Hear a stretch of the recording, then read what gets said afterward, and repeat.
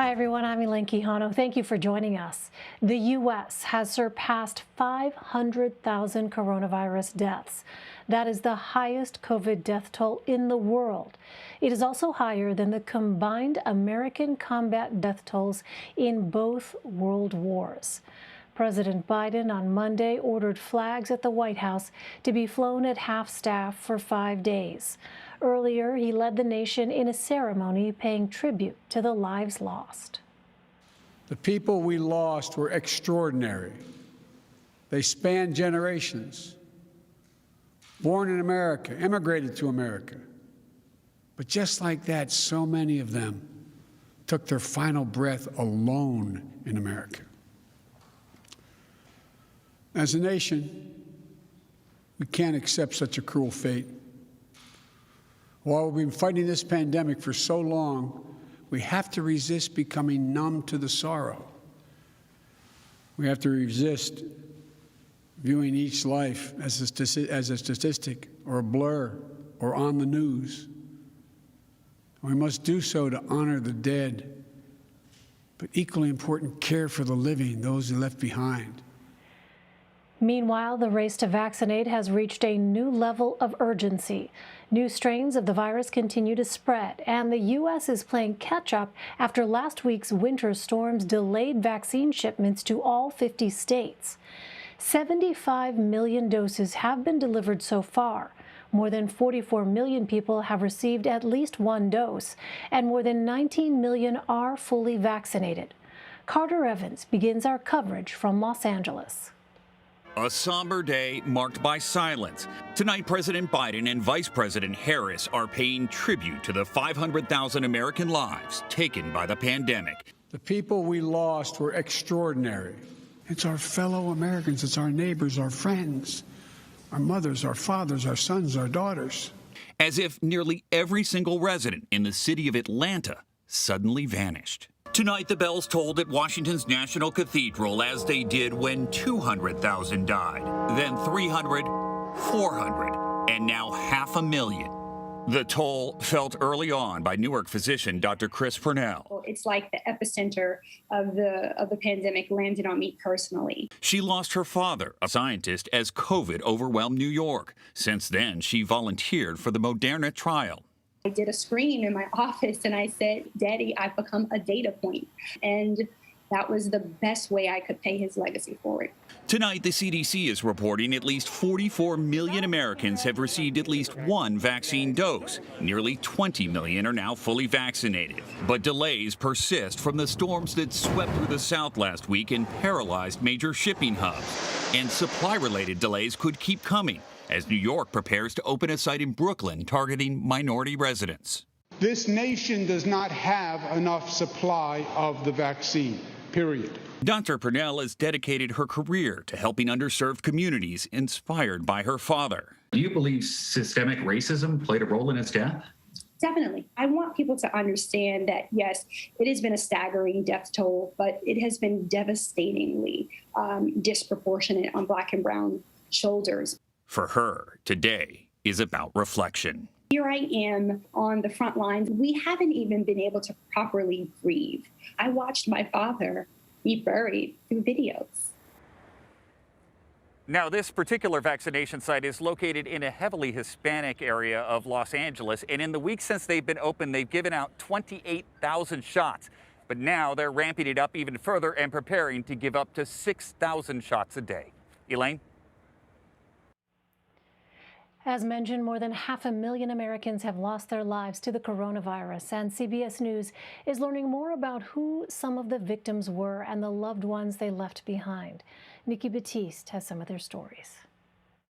He was just so full of life, just always smiling. Dada. My best friend. I miss him so much. Michael Riley died from COVID-19 at age 47, hours after a final FaceTime call with his wife and 2 young children. He just kept saying, "It's okay. I'll see you soon. It's okay. I love you." That's the last thing he said. It was just 2 weeks before Christmas. It's indescribable, the pain I don't know if you still get it feels like you're literally being punched in the stomach. Wait, go around, go around. It's a pain she shares with Pamela Addison and her children, Elsie and Graham. Now Elsie will look up at the sky and say, Papa's up in the sky. Their dad, Martin, lost his battle with the virus last April. He was 44. So I decided to create a Facebook group because there wasn't one. And especially for young widows, because we have the challenge of having young kids. It's just like everything is a mess right now with the girls. The group, now 400 strong, meets twice a week on Zoom. You took my daddy, now you took my husband. 65% are survivors of color. My husband was Brian. Families disproportionately hit by the virus. My husband's name was Casey. If it wasn't for this group, I wouldn't be okay. Aww. Michael and Martin cherished being fathers. You can spread it around. And now our kids are going to have friends that will understand what they went through. An unexpected family. Yes. Yeah. Pamela and Rebecca told me they hope no one else needs to join their group of widows. But the CDC is forecasting nearly 60,000 more Americans could die from COVID-19 by mid-March. Elaine? Nikki Batiste, thank you. For more, let's bring in physician and immunotherapy scientist Dr. Leo Nisola.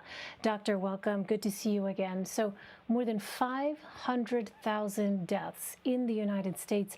How did we get to this point in the pandemic, and what's important to keep in mind as we move forward?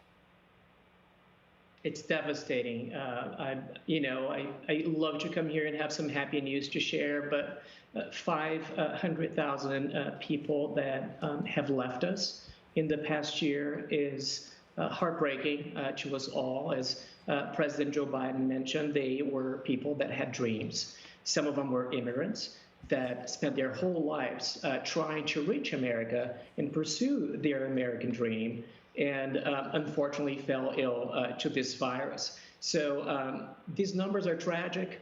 It's a moment for us to stop and think about our actions from the past year and how do we move forward here. As someone mentioned on the clip that you just played, we have not had time to heal yet and to fully digest the troublesome numbers and reality that we have been living through the past year in this pandemic. As I told you, I've lost a loved one for COVID as well, and I didn't get to say goodbye, and that hurts. I'm so sorry for your loss, Doctor. It's something that I think for so many Americans whose lives are profoundly changed, it will stay with them forever. I want to ask you about something that the former head of the FDA, Dr. Scott Gottlieb, says about the current downward trend, saying that is likely to continue, this downward trend in infections. Is that something you agree with, Doctor? And if so, why?